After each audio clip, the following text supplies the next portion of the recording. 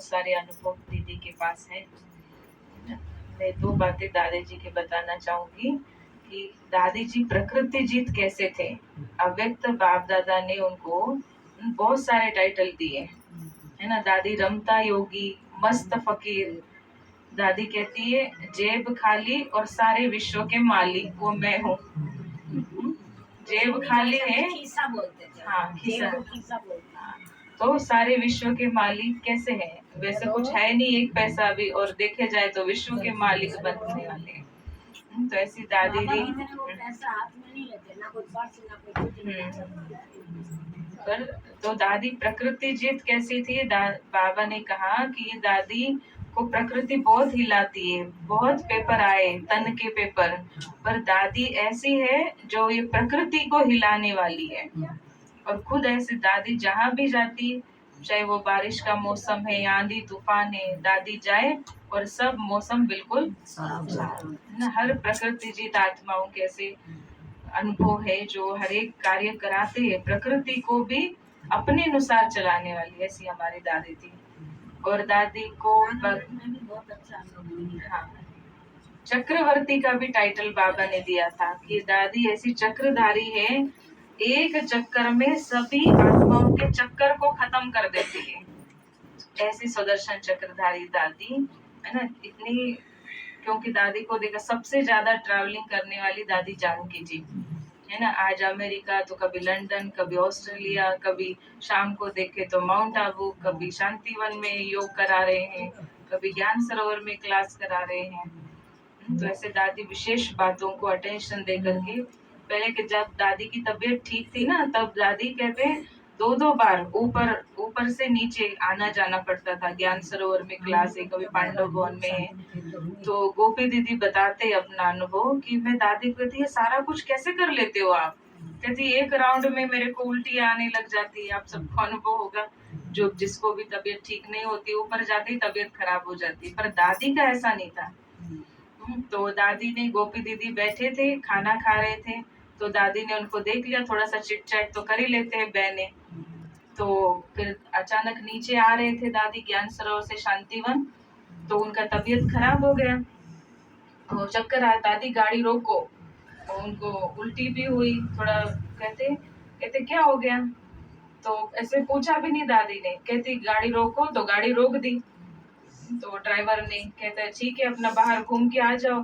तो दीदी कह रही गोपी दीदी कि ये दादी कैसी है, मेरे को तो उल्टी आ रही है, पूछना चाहिए आप कैसे हो, क्या हो। कहते दादी आप फिर से मुझे पूछ रहे, ऐसा क्यों हुआ?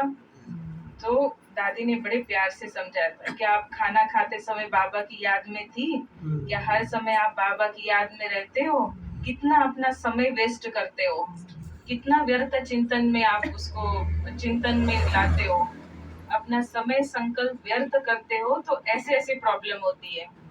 और कहते दादी मेरे सामने चाय भी, सूप भी पी रही थी, गाड़ी में ईमेल भी पढ़ रही है, किसी के जवाब भी दे रही है, पर कहती मेरी तबीयत खराब, और दादी इतनी एज वाली, वो बिल्कुल स्ट्रॉन्ग, खा रहे पी रहे, अपना पढ़ाई भी कर रहे, मुरली भी पढ़ लिया, ईमेल भी पढ़ रही है।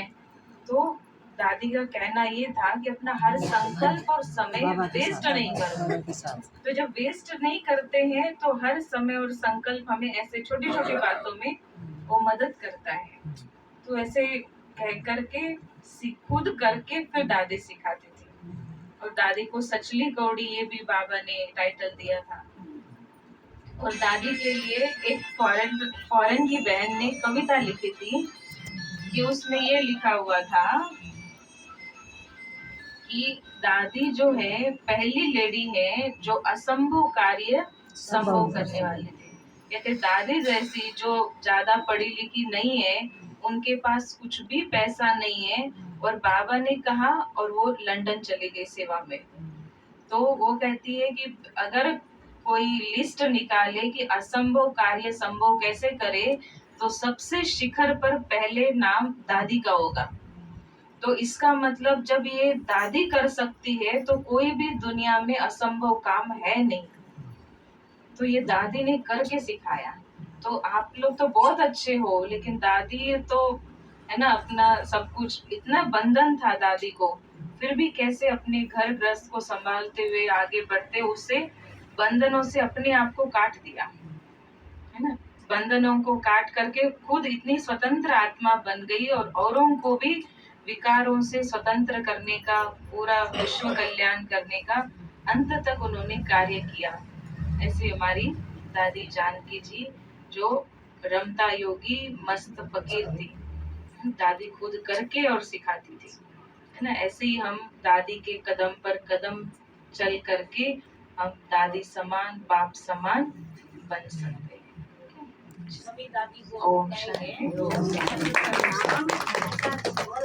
शत प्रणाम, शत प्रणाम, श्रद्धांजलि अर्पित हो। श्रद्धांजलि अर्पित हो। आप सभी ने श्रद्धांजलि भी करनी है।